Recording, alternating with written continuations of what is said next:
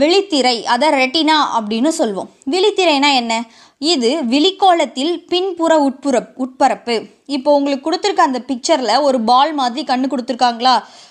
அந்த முன்னாடி வந்து கார்னியா இருக்குது, ஐரிஸ் இருக்குது, கண்பாவை இருக்குது. அப்படியே பின்னாடி பாருங்களேன், அந்த எல்லோ கலர் மாதிரி இருக்கிறது தான் வந்து விழித்திரை.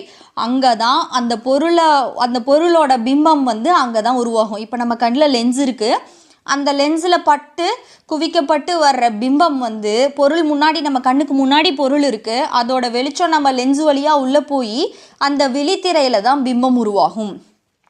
விழித்திரை வந்து இந்த கோலத்தோட பின்புற உட்பரப்பு, அதாவது அந்த பாலோட பின்னாடி பக்க உட்பரப்பு தான் வந்து விழித்திரை.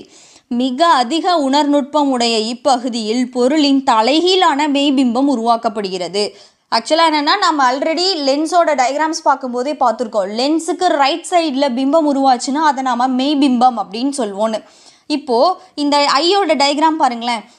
உங்களுக்கு நான் சைடில் வச்சுருக்க இந்த ஐயோட டயக்ராமில் ஐக்கு முன்னாடி ஒரு கேண்டில் இருக்குது. அந்த கேண்டில்லேருந்து வர வெளிச்சம் வந்து கண்ணுக்குள்ளே போய் அந்த லென்ஸில் பட்டு கண்ணோட சென்டர், அந்த பாலோட சென்டரில் குவிக்கப்பட்டு அதோட தலைகீழான பிம்பம் வந்து அந்த விழித்திரையில் உருவாகுது.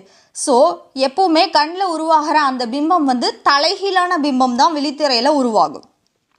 அடுத்தது ஆக்சுவலாக அப்படி தலைகீழாக உருவாகிற பிம்பம் வந்து நம்மளோட கண்ணில் இருக்கிற நர்வ் செல்ஸ் மூலமாக, நரம்பு உணர்ச்செல்கள் இருக்கும் இல்லையா, அந்த செல்கள் மூலமாக மூளைக்கு கடத்தப்பட்டு மூளை வந்து அண்டர்ஸ்டாண்ட் பண்ணிக்கும். ஆக்சுவலாக நம்ம பார்க்குற எல்லா பொருளும் நம்ம விழித்துறைக்குள்ளே வந்து தலைகீழாக தான் இமேஜ் ஃபார்மேஷன் நடக்கும். அதை நேராக ஐடென்டிஃபை பண்ணிக்கிற வேலையை நம்மளோட மூளை செய்யுது. இதுதான் வந்து கண்ணுக்குள்ளே நடக்கிறது.